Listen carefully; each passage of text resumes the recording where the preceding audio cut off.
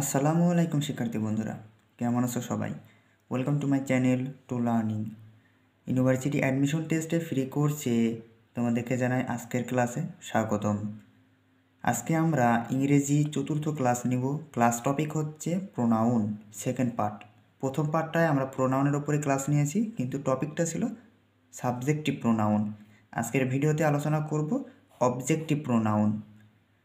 তো তোমরা যারা এই প্রোনাউনের উপর যে ফার্স্ট পার্ট ভিডিওটি যদি না দেখে থাকো, আই বাটনে আছে, লিঙ্ক দেখে নিতে পারো।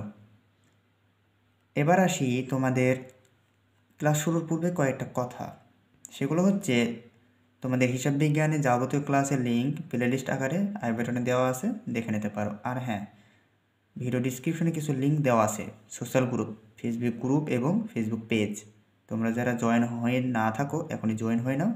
জয়েন হয়ে থাকলে তোমারই সুবিধা, কারণ হচ্ছে ওখানে তোমার ইংরেজি বা অ্যাকাউন্টিংয়ের ওপর যে কোনো সমস্যা থাকলে তুমি পোস্ট করতে পারবা। পোস্ট করলে আমি নিজে সেখানে সলভ করে দেবো তোমাদেরকে, এবং তোমার আদার্স কোনো ফ্রেন্ড থাকলে তারাও সলভ করে দিবে। তো সেখানে জয়েন হয়ে তোমরা সেখানে গ্রুপটাকে একটু সতেজ করে দেওয়া আর কি, ঠিক আছে? তো চলো এখন আমরা ক্লাস শুরু করি। তো প্রথমে বলে রাখি, এই অবজেক্টিভ প্রোনাউন আসলে এটা কি? এটা সাবজেক্টের অবজেক্ট হিসেবে বসে। তোমরা হয়তো বা ক্লাস 9, 10, 11, 12 সব জায়গাতেই ন্যারেশন করে থাকবা। তো ন্যারেশনে কি হয় যে he said to me I am ill, মানে দুইটা পার্ট থাকে, একটা রিপোর্টিং ভার্ব, একটা রিপোর্টিং স্পিচ থাকে। তো এই অংশটুকু কী থাকে? রিপোর্টের স্পিচ, আর এটা রিপোর্টিং ভার্ব, তাই না? তো এই রিপোর্টিং স্পিচের যে সামনে যে আগে জিনিসটা থাকে এটা হচ্ছে মি। এই মিটা হচ্ছে অবজেক্ট। কারণ কখনো কি দেখেছো এই অবজেক্ট কখনো সাবজেক্টের জায়গায় আসছে? সাবজেক্ট অবজেক্টের জায়গায় কখনো আসে নাই, কারণ এটা জন্মগতভাবে এদের এখানে বসে থাকবে, তাই তো? তো এটা বেসিক গেল আর কি। তো কিছু রুলস বলার আগে আমি এই অবজেক্টিভ প্রোনাউনের কিছু বেসিক তোমাকে বলি, যে এই অবজেক্টিভ প্রোনাউন বাক্যে অবজেক্ট হিসেবে বসবে। আমি আরোটা যদি উদাহরণ দিই, মনে করো যে I came for him. I came for him. এই যে হিম কথাটা আসলো, এটা হচ্ছে তোমার অবজেক্টিভ প্রোনাউন। ওকে, যেহেতু এটা প্রিপোজিশন বসছে, প্রিপোজিশনের পরে তোমার অবজেক্টিভ প্রোনাউন বসে। এই রুলস আমরা পরবর্তীতে দেখব, জাস্ট একটু মাথায় রাখো যে অবজেক্টিভ প্রোনাউন কোথায় বসছে। আচ্ছা, তো রুল নাম্বার 1 একটা রুলস আমি লিখে দিয়েছি অলরেডি, তোমরা স্ক্রিনে দেখতে পাচ্ছ যে subject plus verb plus objective pronoun plus extension, তাই তো? তো নিচে ওই সেম রুলস অনুযায়ী একটা এক্সাম্পল আমি দিয়েছি, the CNG leaves Ted and she at the corner. তো subject CNG, verb leaves, objective pronoun এখন বসবে। তার মানে এখন অবজেক্টিভ প্রোনাউন কোথায় বসবে? এটা তো কোনো অবজেক্টিভ, কোনো নামও না, তাই না? এটা একটা ভার্ব, অ্যান্ড দিয়ে পরে একটা প্রোনাউন ইউজ হয়েছে, বাট এটা সাবজেক্টিভ প্রোনাউন। আমরা কি জানি? সাবজেক্ট ভার্ব অবজেক্ট, ঠিক অবজেক্টিভ প্রোনাউন বসে, not a subject. Subject already বসেছে, তাহলে কি পুনরায় কি সাবজেক্ট আবার বসাবো না। তাহলে এখানে কি করতে হবে? আমাদের অবজেক্টিভ প্রোনাউনটা ইউজ করতে হবে, তাই তো? তো এখানে কি হবে? আচ্ছা, the CNG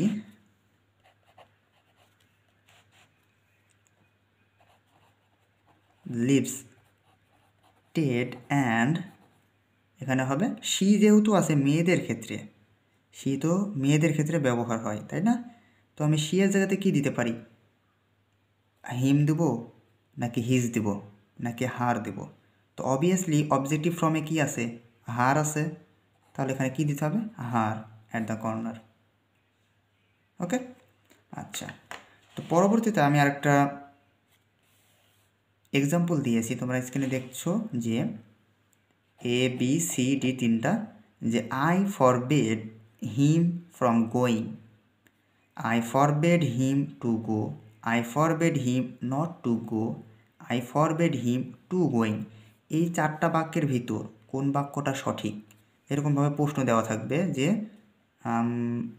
who is of the correct sentence, who is the correct sentence, correct sentence.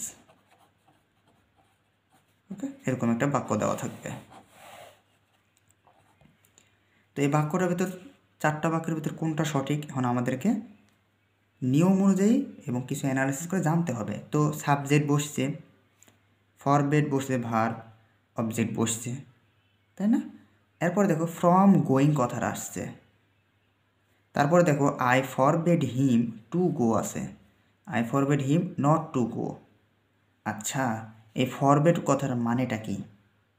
Forbade মানে হচ্ছে নিষেধ করা, মানে আমি নিষেধ করতেছি তুমি যেও না, তাই তো? এই কথার মানে কি? নিষেধ, নিষেধ, তাই না? কথার মানে হচ্ছে নিষেধ, মানে বারণ। তো এখানে দেখো কি বসছে, ভার্বের পরে একটা অবজেক্টিভ প্রোনাউন বসছে, ঠিক আছে, এর পর্যন্ত আমাদের ঠিক। বাট আমাদের বাকি অংশটুকু এখন ঠিক করতে হবে। আমাদের এই স্ট্রাকচার অনুযায়ী সব কিছু ঠিক আছে, সাবজেক্ট বসছে, ভার্ব বসছে, আর অবজেক্টিভ প্রোনাউন বসছে, সব কিছু ঠিক আছে, এখানেও সব কিছু ঠিক। বাট আমাদের এই অংশটুকু আমাদের কী করতে হবে, এখন ঠিক করতে হবে, কারণ এই অংশটুকুই আমাদের ভুল রয়েছে। এই 4টার ভিতর 3টা ভুল আছে, একটা সঠিক আছে। তো প্রথম করে দেখো ফ্রম গোয়িং কথাটা আসছে, ফর্মের পরে আইএনজি ফর্ম চলে আসছে, তো প্রিপোজিশনের পরে আইএনজি আসছে, তাহলে হবে বাদ। এটা 2 প্লাস ভার্ব 1 কথাটা মানে ইনফিনিটিভ, ইনফিনিটিভ, এই জিনিসটা একটু মাথায় রাখো, ইনফিনিটিভ এটা ঠিক আছে। তারপর দেখো নট টু গো, এ বাক্যে অলরেডি একটা নট ব্যবহার হয়ে গেছে, মানে নিষেধ, ফরবেড মানে কি? নিষেধ। আবার নট ইউজ করছো, তার মানে একটা বাক্যে 2টা নাবোধক বাক্য বা নাবোধক ওয়ার্ড ইউজ করা হয়েছে, তাহলে হবে? কখনোই হবে না, তাহলে এটাও বাদ। আর এটাও প্রথমে দেখে বাদ, ফর্মের পরে আইএনজি ফর্ম চলে আসছে তাই।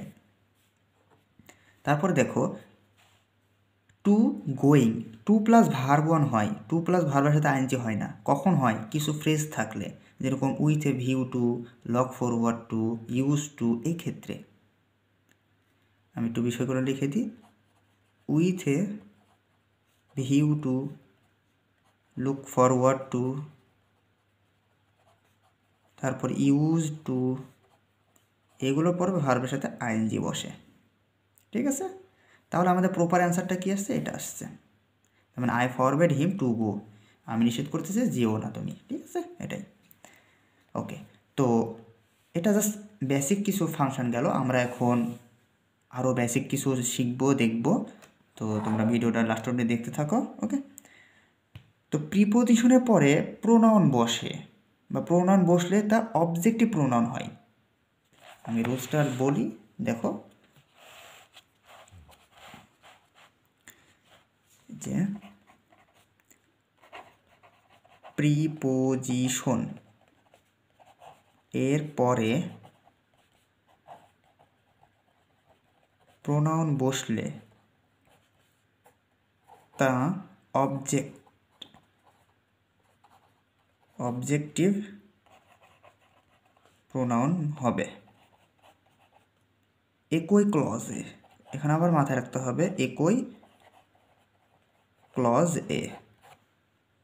তো আমরা তো ক্লজ আর সেন্টেন্স বিষয়ে তোমাদের ভিডিও প্রথম ইংরেজি ক্লাসে আমরা বলে দিয়েছি, যদি না দেখে থাকো সেটারও লিঙ্ক আই বাটন আছে। ওকে, তো আমি কি বললাম যে প্রিপোজিশনের পরে প্রোনাউন বসলে তা অবজেক্টিভ ফর্মে হবে। প্রিপোজিশনের পরে যদি প্রোনাউন বসে, কখনো যদি দেখো যে প্রোনাউন বসছে, তাহলে সে প্রোনাউনটা কী হবে? অবজেক্টিভ প্রোনাউন হবে, একই ক্লজে হতে হবে। আচ্ছা, ক্লজ মানে কি? Subject plus finite verb, subject plus finite verb, এটাই। ওকে, আচ্ছা, তো একটা উদাহরণ দিই, যে এই যে প্রথমে একটা আমি উদাহরণ দিয়েছিলাম, আই কেম ফর হিম।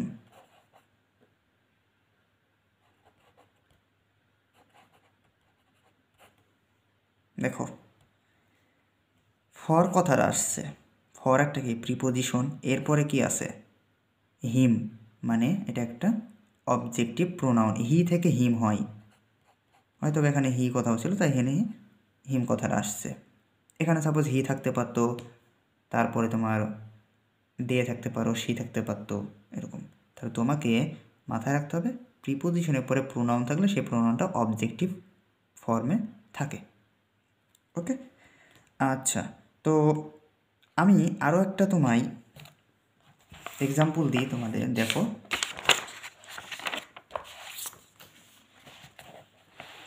আচ্ছা, মনে করো যে জান্নাত,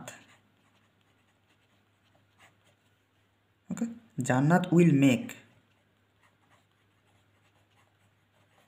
জান্নাত will make her presentation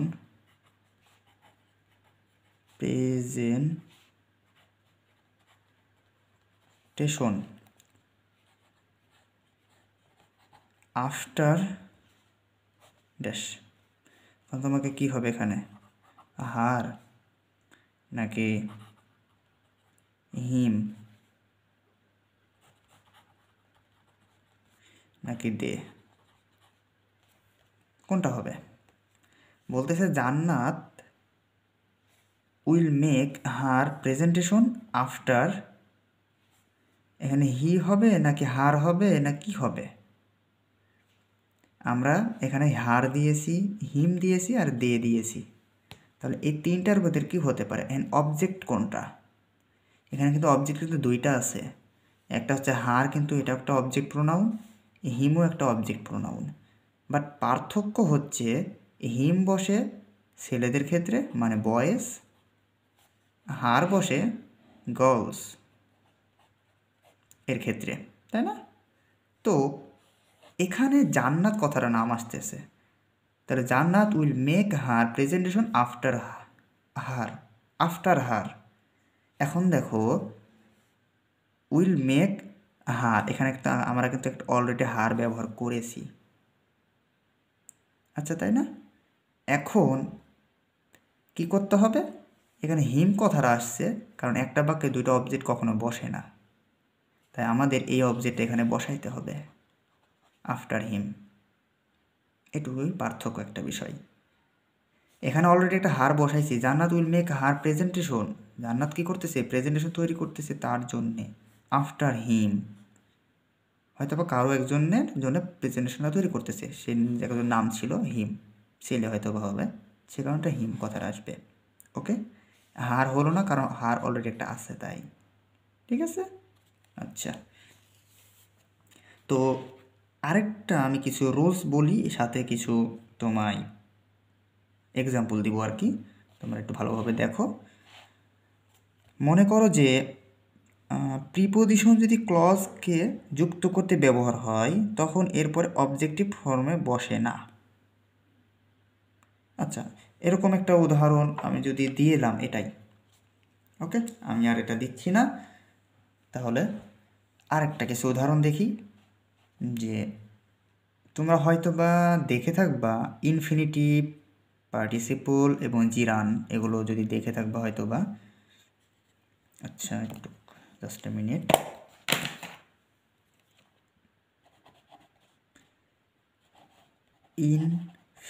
infinitive, তারপর আছে কি পার্টিসিপল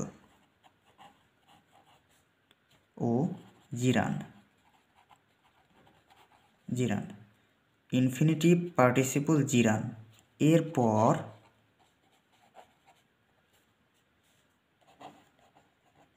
প্রোনাউন অবজেক্টিভ ফর্মে হয়, অবজেক্টিভ ফর্মে বসে। আচ্ছা, এখানে কিন্তু কয়েকটা বিষয় তোমাকে জানতে হবে, এর ভিতর পার্টিসিপল আর জিরান এই দুটার ভিতরে পার্থক্য কী, কোনটা পার্টিসিপল কোনটা জিরান। দুটাই কিন্তু আইএনজি ফর্ম, দুটাই বেস ফর্মের সাথে ভার্বের সাথে আইএনজি বসে, দুটাই। এখন এ বিষয়ে আমাদের একটা ডেডিকেটেড ভিডিও খুব তাড়াতাড়ি আসবে পার্টিসিপল ভার্সেস জিরানের উপর, একটু ওয়েট করে থাকো, কয়েকদিনের ভিতরে আমি দিয়ে দেব। আচ্ছা, তো আমরা কি বললাম যে ইনফিনিটিভ পার্টিসিপল আর জিরানের পরে প্রোনাউন অবজেক্টিভ ফর্মে বসে। তো একটা উদাহরণ দিই তাহলে বিষয়টা ক্লিয়ার হয়ে যাবে। বললাম যে he tried dash help to help me, দাগ দেখানো হয়ে যাবে এরকম। ওকে, এরকম। আচ্ছা, মি না, আমি যদি মনে করি যে এখানে ধরো যে কি দেওয়া যায়, হি ট্রাইড টু হেল্প হার। এখন এ বাক্যে ভুল কোনটা আছে, এ, বি, সি নাকি ডি? আমরা জানি যে ইনফিনিটিভ পার্টিসিপল জিরানের পরে যদি প্রোনাউন থাকে সে প্রোনাউনটা অবজেক্টিভ ফর্মে হবে।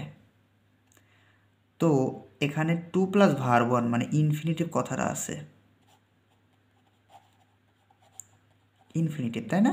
2 প্লাস ভার্ব 1 যেহেতু আছে ইনফিনিটিভ হয়েছে। এরপরে কি হবে, অবজেক্টিভ ফর্মে বসবে কি, প্রোনাউনটা বসবে। এখন কথা হলো এখানে সাবজেক্ট কি আছে, ছেলে, মানে হি আছে, তাই না? তো হি থাকার কারণে এখানে কি রাইট জিনিসটা বসছে? বসেনি, কারণ হি থাকলে হিম হয়। এখানে যদি মনে করো যে সি থাকতো তাহলে কি হইতো, হার হইতো। তাহলে প্রথম আমি যদি এটা বাদ দিয়ে দিই তাহলে বাক্যটা কোথায় ভুল ছিল, এই ডি নম্বরে কিন্তু ভুল ছিল। ঠিক আছে, তাহলে এখন যদি আমি করি তাহলে অরিজিনালি হলো হি এর জন্য হিম বসলো, সি এর জন্য হার বসলো। আশা করি বিষয়টা বুঝতে পারছো। আচ্ছা, এখন আরেকটা কিছু রুলস আমি দিই। মনে করো যে কি যেন একটা রুলস আছে, হ্যাঁ, লেট এরপর প্রোনাউন বসে, প্রোনাউন বসে। তো লেটের পরে প্রোনাউন বসে, কিন্তু সে প্রোনাউনটা কি প্রোনাউন হবে, সেটি হবে অবজেক্টিভ প্রোনাউন, অবজেক্টিভ প্রোনাউন বসে। ওকে, লেটের পরে যদি প্রোনাউন হয় সেই প্রোনাউনটা কি হবে, অবজেক্টিভ প্রোনাউন হবে।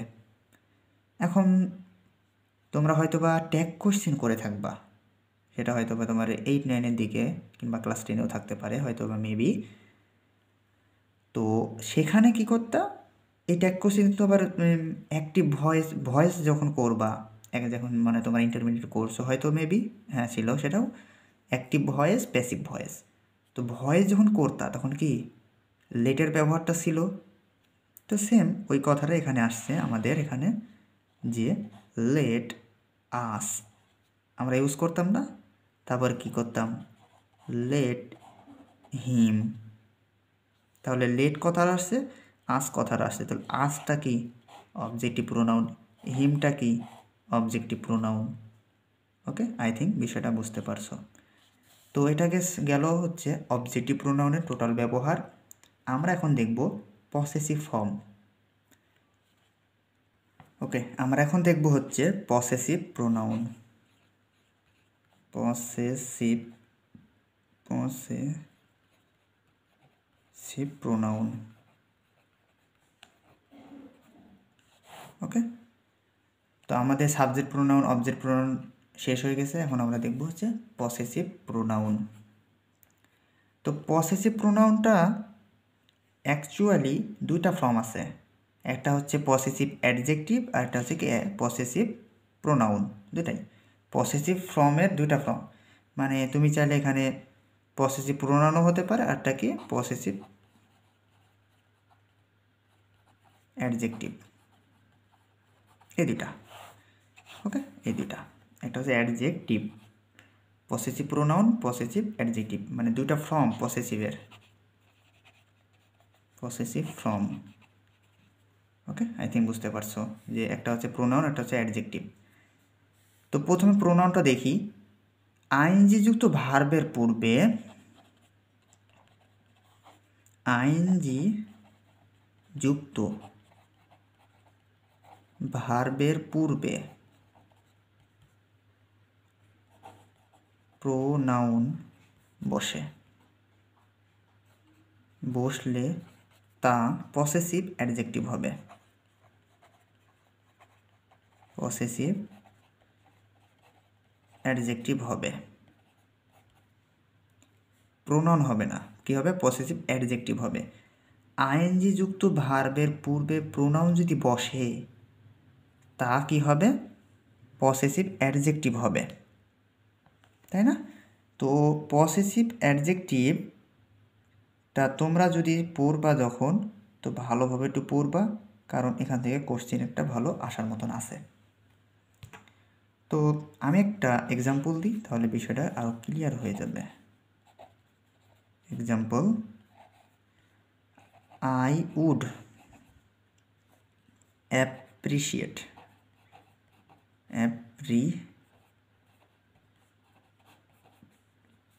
dash letting me known as soon as possibly. Okay, তাহলে কি হচ্ছে? I would appreciate dash letting me known as soon as possibly. Suppose এখানে মনে করো যে এ নম্বরে সাপোজ থাকলো যে হিম,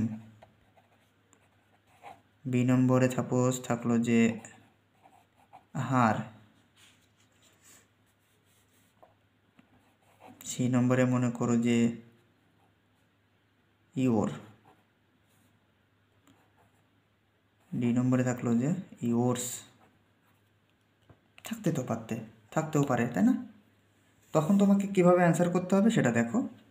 আমরা কি জানি? আইএনজি যুক্ত ভার্বের পূর্বে প্রোনাউন বসে। তো এখানে প্রোনাউন তো চারটাই, পার্থক্য হচ্ছে এটা হচ্ছে কি অবজেক্টিভ প্রোনাউন, হারটাও অবজেক্টিভ প্রোনাউন, এবং এটা আরেকটা কি অবজেক্টিভ মানে পসেসিভ অ্যাডজেক্টিভ। তোমার এটা কি পসেসিভ অ্যাডজেক্টিভ। এটা হচ্ছে অবজেক্টিভ প্রোনাউন, এটা আগে বাদ, কারণ এখানে পসেসিভ অ্যাডজেক্টিভ বসবে।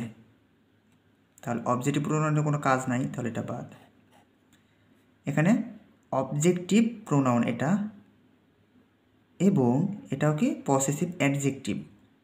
পার্থক্য দুইটাই তো আছে। কিভাবে? এটা হাতে রাখি আমরা। এরপরে দেখো সি নম্বর ইওরটা হচ্ছে কি পসেসিভ অ্যাডজেক্টিভ, আর এটা কি ইওর্স, এটা হচ্ছে কি পসেসিভ প্রোনাউন।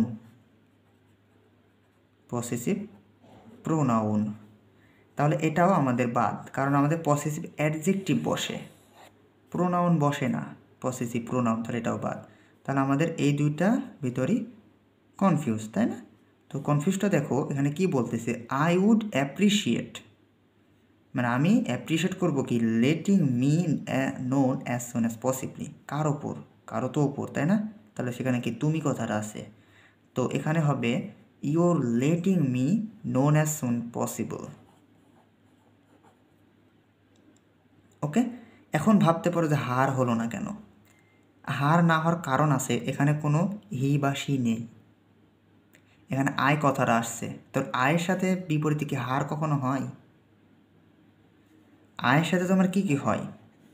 আয়ের সাথে তোমার মি হয়, মাই হয়, মাইন হয়, আর কোনো কোনো ক্ষেত্রে তোমার আয়ের সাথে ইও চলে যায় কোনো ক্ষেত্রে।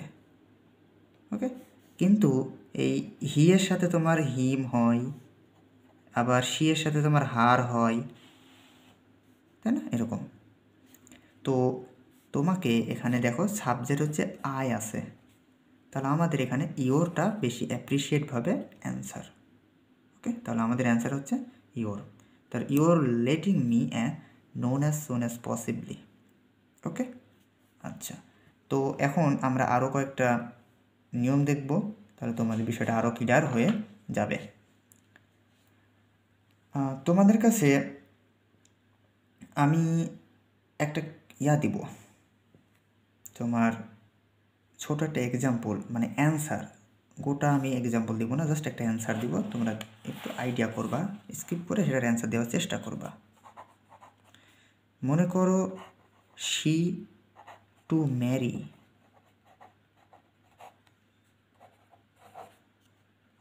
এটা এ, এটা বি, হার টু ম্যারি, তারপরে হচ্ছে হার টু ম্যারি, না হার টু না, এখানে হার টু সেমই হয়ে গেল,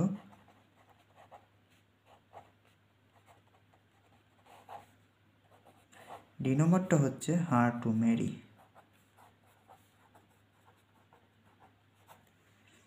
তো এই চারটার ভিতর কোন মানে শব্দটা তোমার কাছে বেশি কারেক্ট মনে হচ্ছে? তো সেটা আমরা দেখি এখন। শি টু ম্যারি কথাটা ঠিক আছে, এই বাক্যটা টু প্লাস ভার্ব ওয়ান কথাটা ঠিক আছে, টু প্লাস ভার্বের সাথে আইএনজি হয়ে গেছে, তাহলে এটা বাদ। কখনো হয় টু এর সাথে আইএনজি, কখন হয় যখন কিছু ফ্রেজ থাকে, এরকম look forward to, with a view to, use to ইত্যাদি। Her to marry to plus verb one এটাও ঠিক আছে, কিন্তু হার ম্যারিং কোনো কিছু নাই, এটাও হবে না। এখানে যদি কোনো প্রিপোজিশন থাকতো সেক্ষেত্রে এটা বসানো যুক্তিযুক্ত ছিল। তাহলে আমাদের এ আর এই যে ডি দুটা সঠিক, আই থিঙ্ক তোমরা মনে করছো এই দুটোই হবে, ঠিক আছে, ওকে। আচ্ছা, তো আজকে আমাদের ক্লাসটা এই পর্যন্তই আমরা শেষ করছি। পরবর্তী আমরা ভিডিওতে আলোচনা করব তোমার রিলেটিভ প্রোনাউন,